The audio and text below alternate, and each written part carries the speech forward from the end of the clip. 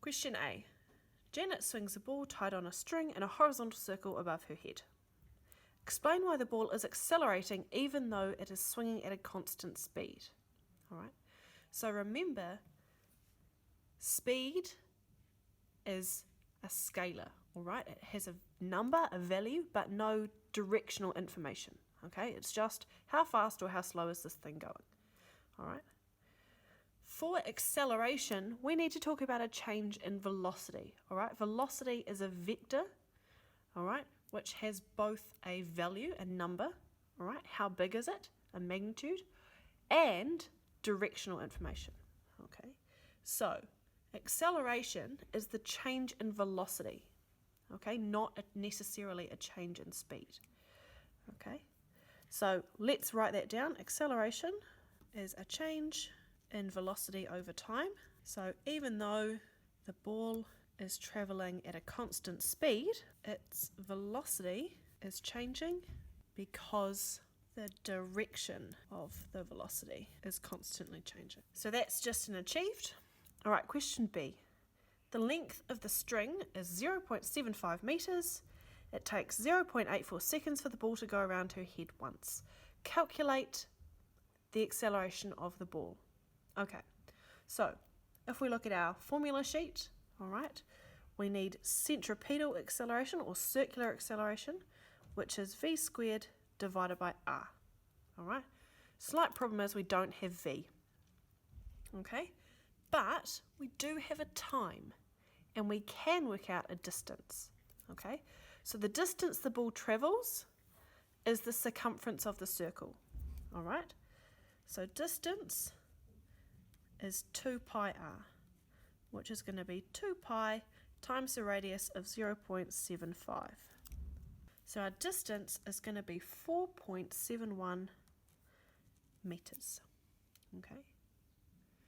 Then we have a time, so we can work out a velocity, all right, or a speed, okay, because we know that we are in fact accelerating, all right, we are changing the direction as we go around the circle, as we've just mentioned, all right? So we can work out the speed. How fast is the ball going to go around that circle? Okay, so V equals D divided by T, so 2 pi r divided by time, a velocity or a speed of 5.61 meters per second, okay? So now we've got a velocity, we can now use this formula to work out an acceleration.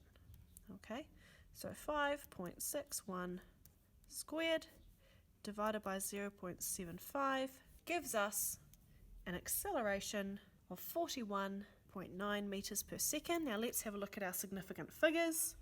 All right, we've got 2 here and we've got 2 here, so it must be in 2, so 42 meters per second to 2 significant figures, all right? And that is a merit question, okay? To get achieved, we need a correct velocity or calculated correctly but with a different formula. Question C, okay, name the force that causes the ball to accelerate as it goes in a circle. And then explain why the force causes the ball to accelerate. We're going to say centripetal force, but it is caused by something. So there has to be a thing that is preventing the ball to go in a straight line, okay? The thing that is keeping it in the circle. And that is the tension of the string or the tension of the cord, okay? So the tension of the cord provides centripetal force. This is an unbalanced force acting at an angle of 90 degrees to the velocity, causing a change in direction, so an acceleration. So that's a merit question. So if you say this first bit, that we've got a centripetal force because of the tension, we've got an achieved. If we've got the fact that this is providing an unbalanced force, so we get acceleration, then we've got our merit. All right, last part, question D. Janet's study table has 2 panels, 1 at each end. Janet has a pile of books on her table. Use the given details below to calculate the support force provided by panel A of the study table. Okay, so we've got a few masses and we've got some distances, okay, and one assumption. All right, so we want to calculate a support force of A. So that's what we're trying to work out. We can do this step by step, or we can do it in one whole go. I'm going to do it step by step to kind of work it out. We need to work out all of the anti-clockwise torques. Okay, the reason why we're going to work out the anti-clockwise torques is because we need to work out what force is preventing that table falling down in the anti-clockwise direction. All right, so that is A. So our pivot point is B. Okay, B is pivot.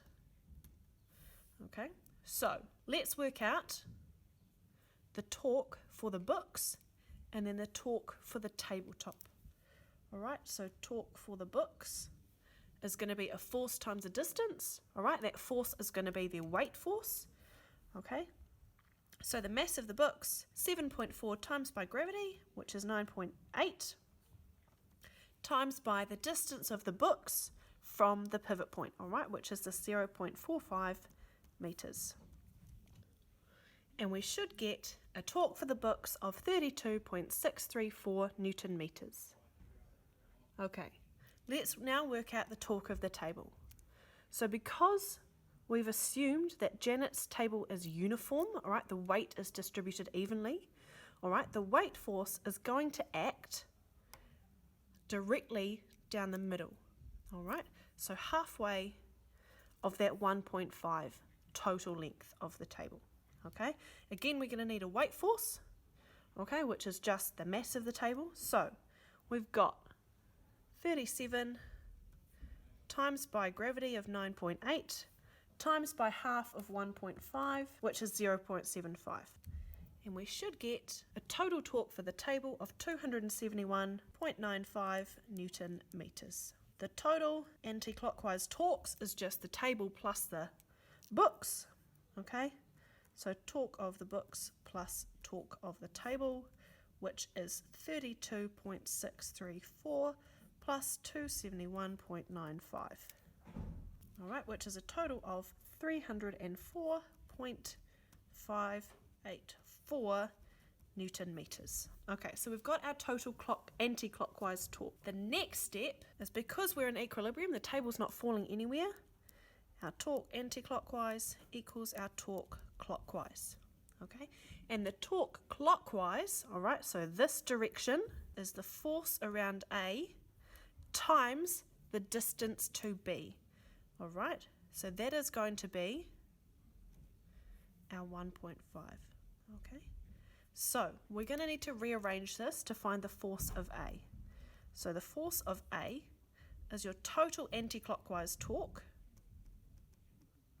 divided by your distance. Okay, so 304.584 divided by 1.5, and we get an unrounded answer of 203.056 newtons. All right, let's have a look at our significant figures. So 2, 2, 2, 2, and gravity is 2. So to get to 2, we're rounding it to 200 newtons to 2 SF. So this is an excellence question.